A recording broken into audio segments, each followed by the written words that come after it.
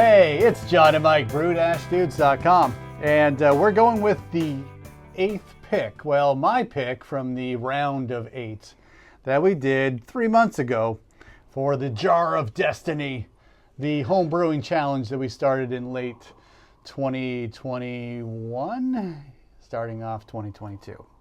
And here we are. We're closing out the second year of 2023. Well, maybe we'll continue the third year. You never know.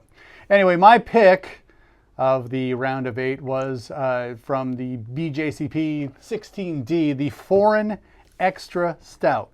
And I just pulled a little bit of a descriptor.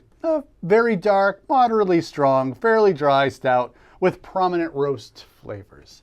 Okay, let's get into the recipe. This is for 5 U.S. gallons in the keg. I started off with 9 gallons of spring water, and I added 2 grams of calcium chloride just for fun. The grains. This is all the good stuff. I looked at a whole bunch of recipes and kind of got some thoughts on what should go in it, what should not go in it, and this is what I came up with. So I started off with 83% of Crisp Maris Otter Malt, did 8% of 60 Love Crystal Malt, 5% of Crisp Roasted Barley, and then this is where I got a little nuts because I had from I think one of the brew fests we went to had Dark Chocolate Malt. Yep. So did 2% of Briess Dark Chocolate Malt. That comes in at 420 Love, and then the other 2% was just Crisp Chocolate Malt at 350 Love, rounding out the grain bill. Hops, 2.5 ounces or 68 grams of Kent Goldings. That's at 5.6% alpha acid. I boiled that for 60 minutes.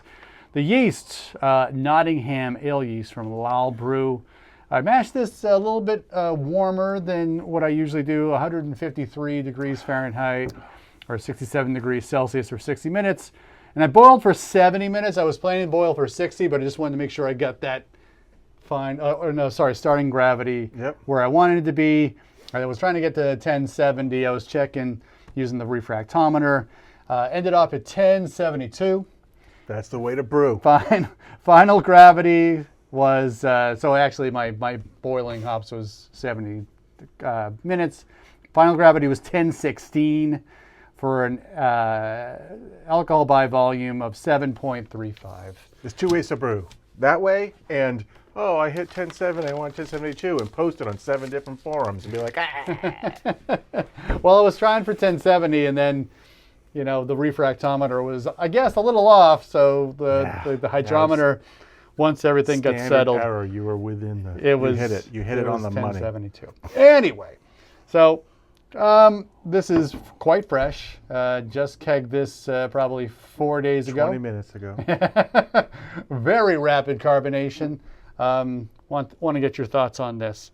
Yeah, so the very first aroma impression I got off of this when you first poured it, when I first pulled it up to my nose, and still even get it now, I'm getting like chocolate graham crackers, like Nabisco chocolate graham crackers.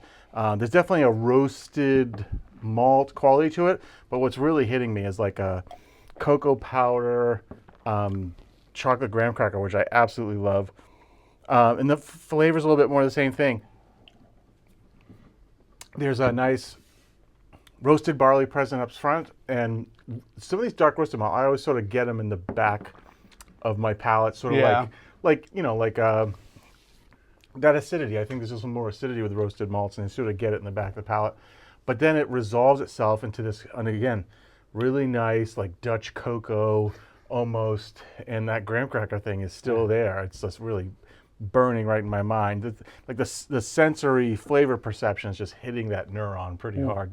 And I think the thing is in your recipe, it's pretty bold in a way to be 8% Crystal 60, which in your 5-gallon batch I saw is about 1.25 pounds. And most people, if you listen to what other people say, I've cut crystal malt out of my brewing or this or that, I just think this combination of normal crystal, regular chocolate, dark chocolate, roasted barley, in a sufficiently high amount of something caramelly, something sweet, transforms those things. And in English brewing, that is what those malts are designed to do, and we shouldn't be afraid to use them in the right application like this, because it's creating something that's like really roasty, a ton of dark cocoa.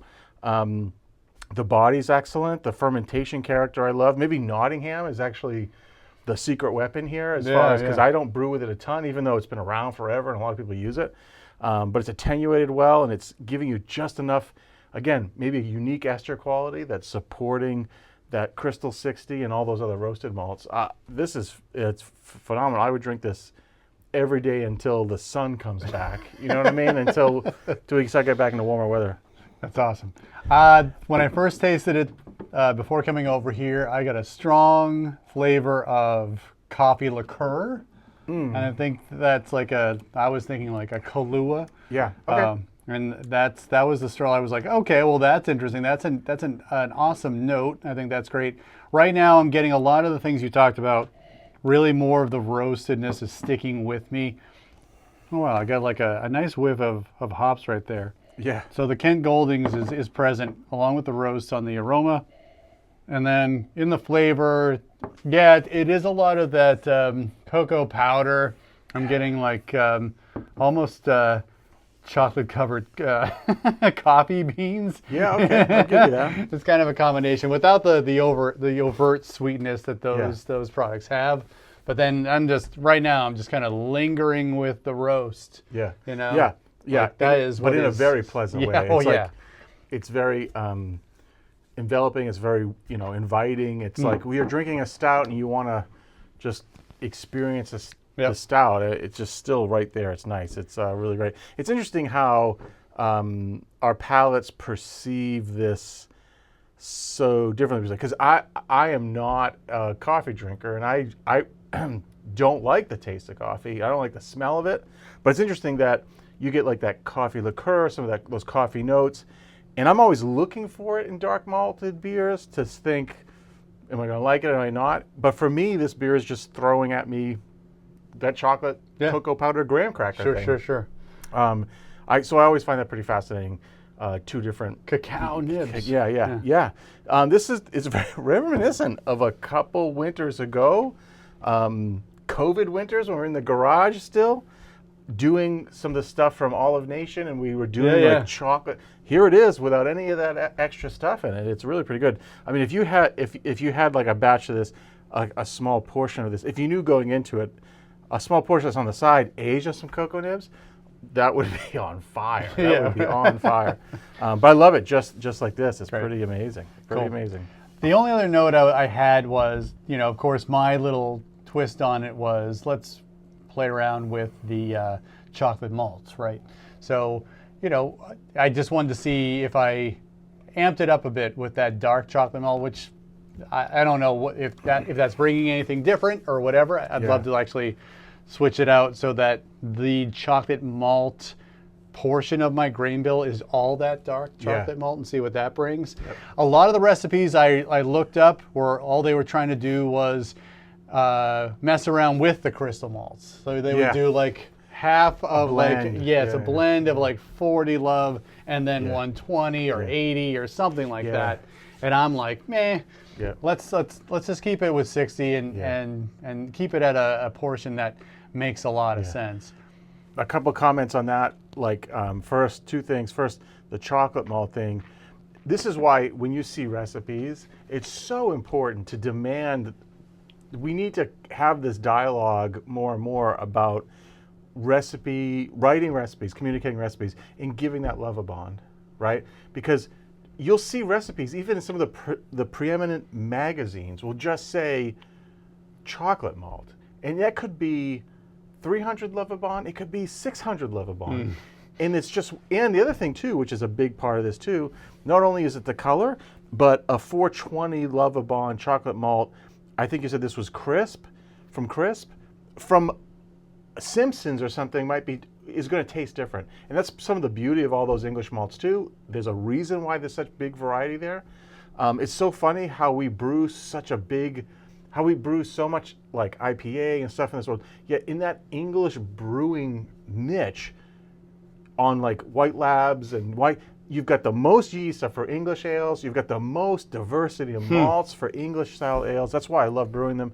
But it's really important to communicate how dark that chocolate malt is, right? It's like saying I'll use crystal malt and leaving people up in the air. So the other thing I want to add about crystal malts in dark beers, because I've brewed a ton of dark beers, I always find that if I go too dark in the crystal malt, like introducing a little 120, even a quarter pound on a 5-gallon batch, that, to me, that raisiny thing, which is appropriate in certain places, doesn't work well on my palate with that acidic note from the roast malt, where it begins to taste a little sherry-like. Almost it tastes oxidized already. It tastes a little off. Now, I know detractors of crystal malt will say, well, crystal malts are generally pretty oxidized by the time you get them. Maybe the case, but I've found that when you do this, you go to like a 40 love, 60 love. Anything higher than 60 love for me, you have to be really careful how that crystal plays with the roasted malts. It starts to taste a little bit weird, acrid, astringent, sherry-like on the palate.